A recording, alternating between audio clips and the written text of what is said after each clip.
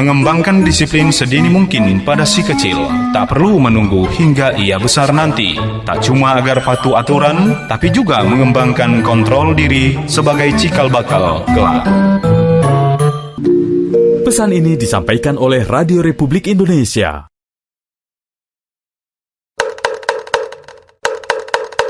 Waktunya kentongan. Penyebaran virus corona menjadi perhatian banyak orang, termasuk di Indonesia. Selain masker, hand sanitizer dan tisu basah juga menjadi pilihan masyarakat untuk melindungi diri. Centers for Disease Control and Prevention atau CDC menyarankan untuk menggunakan hand sanitizer yang berbasis setidaknya 60% alkohol. Cara menggunakan hand sanitizer cukup mudah. Setelah mengoleskan gel pada tangan, gosok permukaan tangan, jari, dan sela-sela jari hingga tangan Anda mengering. RRI, Radio Tanggap Bencana.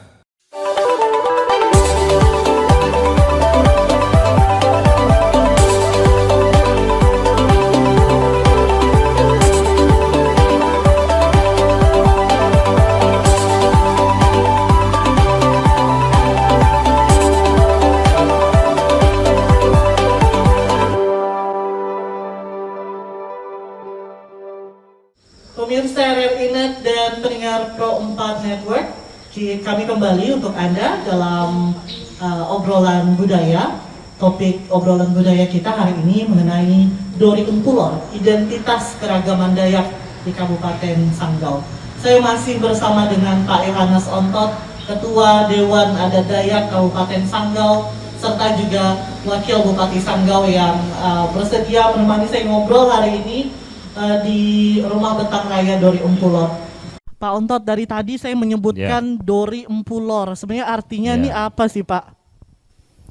Sebenarnya Dori Empulor ini salah satu, kalau Dori ini bahasa salah satu subsuku di daerah subsuku Pompang, kemudian apa yang di Lape ini. Ada salah satu subsuku yang saya lupa nih.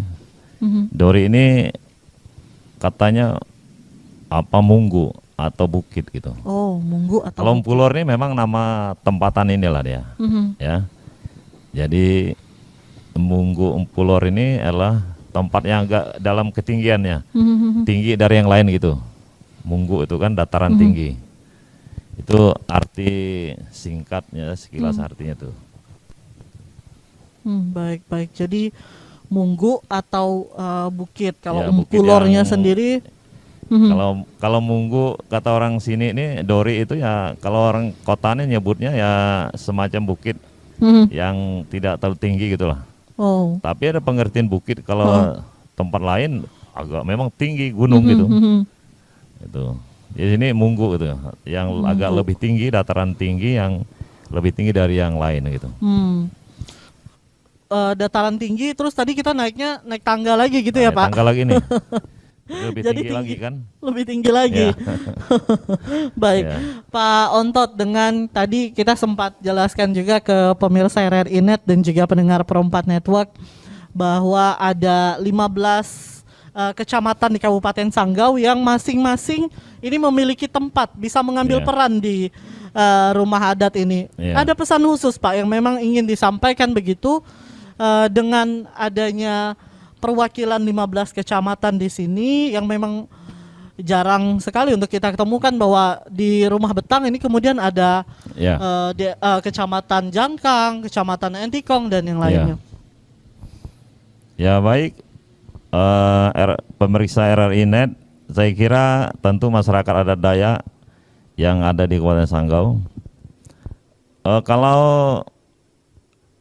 Rumah Betang ini memang lebih dari 15 ini, ada 23 kamar nih. Karena ada sekretariatnya, ada ruangan kesehatan dan ada 23 kalau tidak salah tuh. Nah, kalau di belakang yang kita sering sebut tuh dapurnya. Ya, dapurnya itu ada 16. Nah, karena satu sekretariat, dapurnya sekretariat DAD Kabupaten Sanggau. Nah, dan ini memang sebenarnya tugas pemeliharaan ini sepanjang tahun ini ditangani oleh DAD kabupaten, ya. Tetapi memang kita berharap juga kepada DAD yang ada di kecamatan, ya kalau mereka sempat ya lihatlah kan untuk bagaimana kondisinya, jangan negak setahun sekali gitu, karena biasanya ini dia datang setahun sekali, sehingga kalau pada waktu gawai ini dia kerja keras. Nah di luar itu ya DAD kabupaten yang biasanya memelihara lingkungan ini. Ya, tapi untuk rumah masing-masing sebenarnya kita serahkan sepenuhnya pada mereka untuk meliharanya, merawat dan sebagainya. Dan kita perbolehkan di masing-masing kecamatan untuk mungkin ada anak sekolah yang mau sekolah di Sanggau, ya untuk tinggal di rumahnya masing-masing di kecamatan itu. Itu sebenarnya, sehingga mungkin sisi pemeliharaan lebih gampang. Nah kalau diserahkan ke kabupaten, kita mungkin melihara secara umum. Lingkungannya, ya mungkin rumah betang ini yang panjang ini. Tapi kalau rumah dapur-dapurnya paling kita di lingkungannya. Kalau dalamnya kita ndak campur tangan itu. Baik. Berarti artinya begitu Pak Ontot, bisa kita artikan juga dengan 15 pintu dari berbagai kecamatan ini menjadi identitas keragaman Dayak di Kabupaten Sanggau, begitu Pak? Ya, karena di di 15 pintu ini kan beragam-ragam nih subsukunya, ya. Jadi subsuku yang ada di Kabupaten Sanggau nih. Tapi yang jelas pokoknya subsuku apapun yang ada di kecamatan itu dia menjadi miliknya. Ya kita serahkan kepada mereka. Mungkin ada lebih dari satu subsuku, mungkin ada yang sampai 5, 6 gitu. Ya ini satu mereka. Kecamatan Entekong dia. Nah, mereka lah memiliki ini secara bersama-sama yang bertanggung jawab untuk meliharanya sebenarnya. Ya sekira gitu. Baik. Jadi walaupun subsuku Dayak itu cukup banyak, beragam begitu Pak Ontot ya. Tapi ketika mereka hadir di Rumah Betang Raya Dori Empulor, mereka menjadi satu semuanya di sini. Ya mereka melebur menjadi satu. Tidak ada lagi dia subsuku apa. Pokoknya kontingen misalnya Kecamatan Entekong atau Kecamatan Meliau atau Kecamatan Jangkang. Itu kontingennya. Nanti subsukunya melebur di situ dia. Nah, sehingga memang uniknya seperti itu Mas adat Dayak nih. Jadi walaupun dia beragam-ragam subsuku tapi dia tetap satu, dan biasanya bahasanya ada agak sedikit berbeda. Sisi intonasi, dari sisi penyebutannya, ya kan? Tapi mereka paham. Nah, secara umum mereka paham logat-logat dari bahasa subsuku itu. Itu uniknya, sehingga Mas adat Dayak ini dari sisi komunikasi tidak terlalu sulit. Baik. Sulit. Jadi itulah kekayaan budaya Indonesia ya Pak Ontot ya. Betul. Satu suku saja subsukunya banyak. Kalau Sanggau ini yang resminya di hasil penelitian itu ada 25 subsuku. 25, tapi masih ada yang mesti harus kita gali. Ya, dari 15 kecamatan nih, kalau kita gali mungkin lebih daripada 25. Yang sudah hasil penelitian itu resmi 25 subsuku. Baik. Pak Ontot, saat ini kita di masa pandemi. Tahun kemarin juga pada 2020 pastinya juga dilaksanakan gawai Dayak ya Pak Ontot ya. Di masa pandemi ya. Itu seperti apa Pak Ontot? Ya di masa pandemi ini kita menyesuaikan saja, karena kita Mas adat Dayak juga harus tunduk dengan aturan pemerintah. Ya bahkan kalau Mas adat Dayak ini membantu bagaimana kita berupaya untuk menolak atau berdoa secara massal Mas adat Dayak ini agar COVID-19 ini segera berlalu. Ya, kalau kemarin awalnya kita instruksikan sesuai dengan instruksi pemerintah bagaimana sisi Mas adat Dayak ini membantu pemerintah. Maka kita instruksikan untuk mereka melakukan ritual tolak bala namanya. Itu desa, dusun itu mereka lakukan itu. Ya, sebagai sebuah wujud partisipasi kebersamaan, keterlibatan mereka Mas adat Dayak bagaimana membantu pemerintah dari sisi kearifan lokal. Ini yang luar biasa. Nah, kalaupun sampai hari ini ya COVID ini masih belum berlalu, tapi paling tidak bagaimana kita mengantisipasi ini. Di kampung ini kan mereka anggap ini sebuah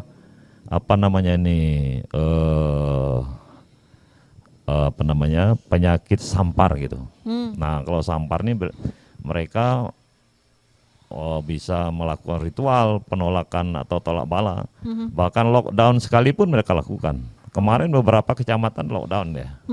Dia tidak menerima, dan waktu 2-3 hari ini tidak menerima tamu dari luar. Lewat boleh, tapi tidak boleh singgah dan nginap. Dan mereka betul-betul sunyi senyap itu. Tidak buka pintu. Ada berapa kecamatan di jalur sutra ini mereka lakukan itu lockdown. Jadi sebelum pemerintah lockdown ya masa adat Dayak ini dah lockdown itu. Sama sekali tidak boleh orang luar masuk ke kampungnya. Kita lakukan itu. Itu sebuah wujud dari kearifan lokal yang dilakukan oleh orang Dayak, masa adat Dayak. Baik. Jadi langkah antisipasi memang sudah dilakukan. Sudah kita lakukan. Masyarakat Dayak ya Pak ya. Nah kalau kembali lagi ke Gawai Dayak, ini kan memang suatu momen di mana dari berbagai subsuku ini kan berkumpul begitu ya Pak. Nah kemarin itu pada saat pelaksanaan Gawai Dayak di masa pandemi itu seperti apa Pak? Kita tidak melaksanakan Gawai Dayak secara umum, artinya kita mengundang atau membuat kegiatan pada tingkat kabupaten, mengundang kecamatan-kecamatan dalam skala besar. Kita tidak, karena kalau kita undang ini itu ribuan orang. Nah kalau biasa kegiatan Gawai ini bukan hanya orang Dayak yang datang, di luar Dayak pun datang. Kalau sini ini puluhan ribu kalau setiap malam. Penuh full ya Pak, berarti di sini. Full nih. Jadi kalau kita lakukan, waduh, ya kita agak melanggar dari instruksi pemerintah tentang bagaimana kita memutus mata rantai pandemi ini. Tapi secara garis besar kita tetap laksanakan ritual nosum minupodi ini. Artinya kita ngangkat semangat padi dari ladang ini ke, ada jurong kita nih di samping. Samping ini ada jurongnya. Jadi kita ambil dari kampung di sebelah sana. Biasanya kita bawa saya ritual masuk ke dalam jurong. Nah itu paling kita laksanakan orang paling banyak 50 sampai 100 di putaran ini. Tapi orang pengur-pengur adik kecamatan, ketua dan sekretaris ini biasa kita undang untuk menyaksikan itu dan menjelaskan bahwa kita sudah melaksanakan ritual nosum minupodi untuk tahun yang kemarin. Nah kita tidak tahu nanti tahun 2021 seperti apa. Kalau memang ini belum berakhir, tentu kita laksanakan kembali seperti itu. Tidak dalam skala besar ngundang masyarakat masa adat Dayak. Baik. Saya kira gitu. Saya sempat mendengar juga waktu itu Pak, pada saat menuju ke pelaksanaan Gawai Dayak ini ada statement yang disampaikan Pak Ontot untuk masyarakat adat Dayak untuk tidak melaksanakan Gawai Dayak begitu. Tapi sulit tidak Pak memberikan pemahaman, karena ini rutin mereka lakukan setiap tahun. Sulit tidak memberikan pemahaman begitu pada mereka bahwa saat ini kita di masa pandemi begitu Pak Ontot. Ya bagi masyarakat adat Dayak ini sebenarnya sangat patuh. Saya berterima kasih dengan masyarakat Dayak ini. Artinya mereka secara ritual itu tetap mereka lakukan, tapi dalam skala kecil. Ya mungkin ya mereka dari kampung itu lakukan kecil-kecilan gitu untuk melaksanakan ritual nosum minupodi ini, dan itu syarat mutlak. Tapi mereka tidak juga membebaskan masyarakat atau mengundang masyarakat di putaran atau masyarakat secara umum, dan mereka juga paham bahwa ini barang berbahaya nih kan, penyakit ini, dan mereka juga paham ini. Sehingga kalau kita lihat di kampung-kampung ini tidak seperti yang biasa-biasanya. Hanya kebiasaan mereka rumah ke rumah ini tentu syukuran, ucapan syukur kepada Jubata ini tetap mereka lakukan, tapi dalam antar keluarga atau kelompok kecil dalam RT atau ya RW di situ. Baik. Jadi hanya dengan keluarga inti untuk mengucapkan rasa syukur tadi kepada Tuhan atas panen padi yang sudah Ya. mereka laksanakan. Kalau enggak musim pandemi ya dia undang bupati, wakil bupati, Ya. ikut acara gawai mereka itu biasa Bu. Jadi kalau musim gawai ini saya dan Pak Bupati nggak pernah diam di rumah. Sibuk kemana-mana ya Pak? Sibuk, diundang per kecamatan, malah per dusun, desa itu kita hadir sepanjang kita bisa hadir. Kalau enggak bersama waktunya. Tapi kadang-kadang juga bersama waktunya. Kalau dia satu arah gampang kita. Nanti pagi ke sini, tengah hari ke sana, sore ke sana, malam ke sana. Baik. Saya punya pengalaman juga Pak. Jadi cerita sedikit nih Pak. Ya. Punya pengalaman juga pernah datang ke salah satu rumah teman. Tapi ini sebelum pandemi. Ya. Ada gawai Dayak begitu. Ya. Jadi saya kira hanya datang bertamu. Ternyata ketika saya datang bertamu ada makanan, ada Ya. makanan-makanan khas Ya. Sanggau begitu yang memang disediakan. Ya. Jadi seperti Lebaran lah begitu ya Pak ya. Iya. Kalau gawai ini lebih dari Natal, peringatan hari-hari keagamaan. Kalau keluarga di luar daerah itu berdatangan dia pada waktu gawai ini. Tapi kalau Natal ini mereka laksanakan di masing-masing rumah mereka di mana mereka berada. Sangat jarang yang keluarga, misalnya keluarga Semangit yang ada di Jakarta, jarang dia datang kalau Natal. Yang datang nanti gawai. Boleh Bapak Ibu tanya di seputaran Semeng, Semangit itu, pasti mereka datang di momen-momen gawai. Karena itu hari-hari yang memang lebih istimewa bagi masyarakat. Istimewa. Ya. Baik. Terima kasih Pak Ontot. Kita masih akan berbincang-bincang Pak Ontot mengenai Dori Empulor Identitas Keragaman Dayak di Kabupaten Sanggau. Kami dan juga tim ini masih menyiarkan langsung dari Rumah Betang Raya Dori Empulor Kabupaten Sanggau. Kita break sejenak.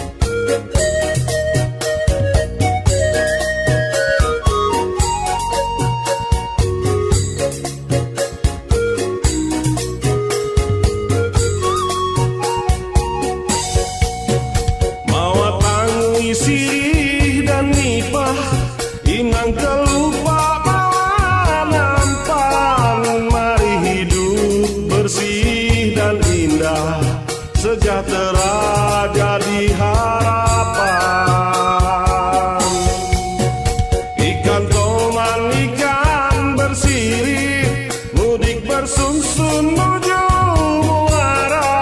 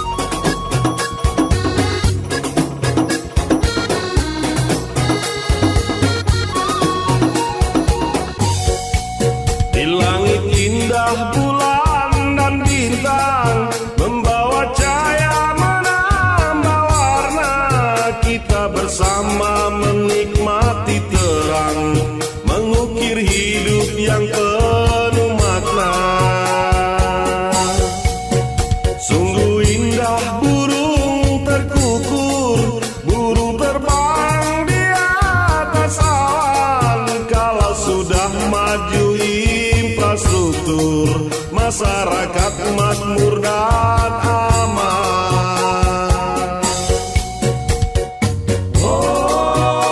Oposisi Niaga, oh menjadi apa berita.